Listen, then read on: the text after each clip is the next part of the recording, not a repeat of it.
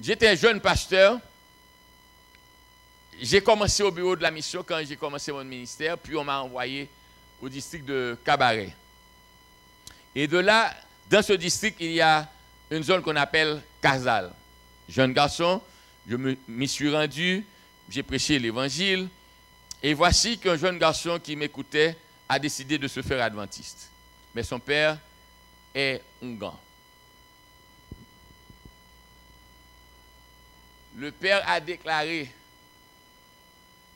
il va trancher la tête de ce jeune garçon. Et si le pasteur ne renonce pas à ce baptême, il va lui couper la tête aussi. Ok. Et le jeune homme a décidé de se faire baptiser coûte que coûte. Maintenant, il a fini d'entendre notre message. Il est rentré à la maison, il s'est mis à genoux pour prier. Puis le père de lui dire, faites bien votre prière, parce que ce soir sera votre dernier soir. Il a prié, puis il s'est remis à Jésus. Frères et sœurs, il n'y a pas de plus grand trésor pour vous dans la vie que d'avoir une relation avec Jésus. De vous lever avec Jésus, de dormir avec Jésus, de circuler avec Jésus et de travailler avec Jésus. C'est pourquoi quand au travail, Satan envoie des gens pour vous contrarier, répondez-leur avec Jésus. Il a prié, il est allé au lit. Puis voici que son père a pris une corde, vous savez, et fil de cabane électrique, et il l'a noué, il l'a amarré, il l'a attaché, laissez-moi le dire ainsi, il l'a attaché au lit avec ce fil. Il s'en est assuré qu'il est vraiment attaché, solidement attaché. Et il a pris sa machette. Et puis il a appelé l'enfant. Il a dit, un tel. L'enfant a ouvert les yeux. Vous êtes une disgrâce pour ma famille. Moi-même, c'est le roi au bon manger. Je ne sais pas d'où est sorti ce pasteur qui vous a bouleversé jusqu'à accepter à marcher avec Jésus. Mais moi, mon Jésus, c'est un goût ferraille. Mais je veux que vous sachiez, je n'ai pas su que je vous mettais dans les entrailles de votre mère, et je ne me fais pas de soucis non plus pour savoir que c'est votre dernier jour. Regardez-moi bien. Je vous aime, et je croyais que vous alliez me remplacer, parce que les esprits vous ont réclamé. Mais maintenant, c'est votre dernier jour. Puis, il a levé la main pour trancher la tête. Un rat, je ne sais d'où il est sorti, est rentré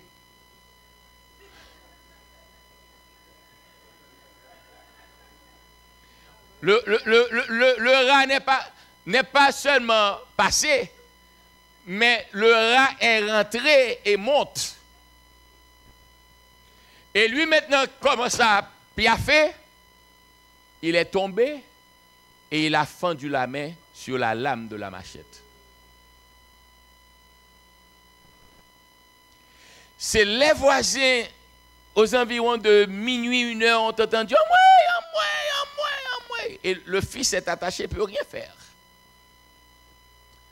On a dû démonter la porte et on l'a trouvé dans son sang. On l'a pensé et après il a dit, ah, le Dieu de mon fils est supérieur à Ogun Ferraille. C'est vrai, maintenant je ne peux pas l'accepter parce que j'ai des gages, mais demain j'irai assister au baptême de mon enfant. Ce n'est pas fiction, réalité que je vous donne. Vous allez souffrir, mais vous remporterez toujours la victoire. Et ce qui va faire votre valeur, ce sont les épreuves. Si vous n'êtes pas exposé aux épreuves, vous ne pouvez pas connaître la puissance de Jésus. Donc Jésus veut que vous le connaissiez, que vous soyez sûr de celui qui est votre soutien, de sa capacité. Donc les épreuves ne sont pas signes d'abandon, mais les épreuves sont signes de qualification. Vous vous rappelez, le colonel Paulin, il t'a dit, mes épaulettes, je les ai gagnées sur le champ de bataille. Je vous assure, dans cette salle-là, il y a des gens qui connaissent Jésus et rien ne peut les détourner de lui. Donc, il va y avoir des moments difficiles.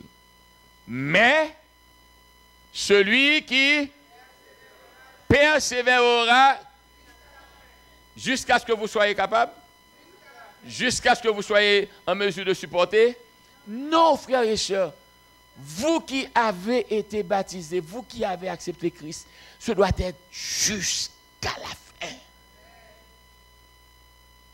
Il est préférable de mourir pour Christ que de vivre sans Christ. Et j'ai une autre manière de le dire. Il est préférable d'échouer avec Christ que de réussir sans Christ. Donc, pour être sauvé, condition 1, c'est la persévérance. La persévérance. Et quand Jésus voit que vous êtes déterminé à le servir, il sera toujours à vos côtés. Les anges viendront par milliers pour vous assister. Vous n'êtes jamais seul dans le combat. D'ailleurs, vous ne luttez pas. Vous ne faites que suivre celui qui lutte pour vous. Ne vous mettez jamais à l'esprit que vous luttez. Non, qui êtes-vous pour lutter? Vous ne pouvez pas vous tenir devant ce rusé. Il est allé confronter Jésus.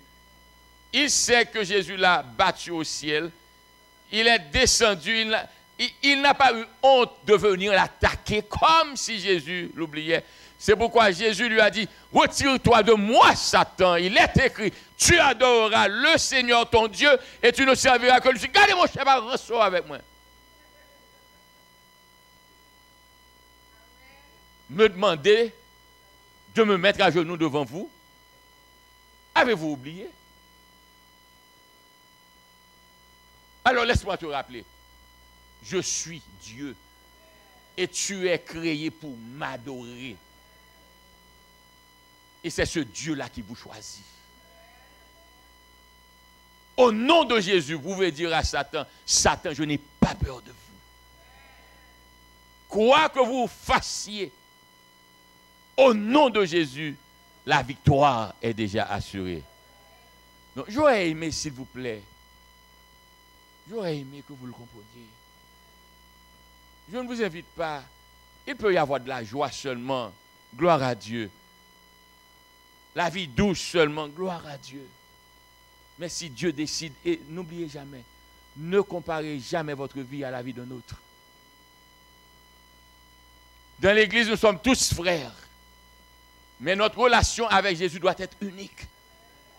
Si l'autre réussit, tout paraît bien pour lui, béni soit l'Éternel. Mais moi, je dois souffrir, béni soit l'Éternel. Seul Dieu sait pourquoi il faut que je souffre et que lui, il réussisse. Gloire à Dieu. Mais donnez-moi Jésus.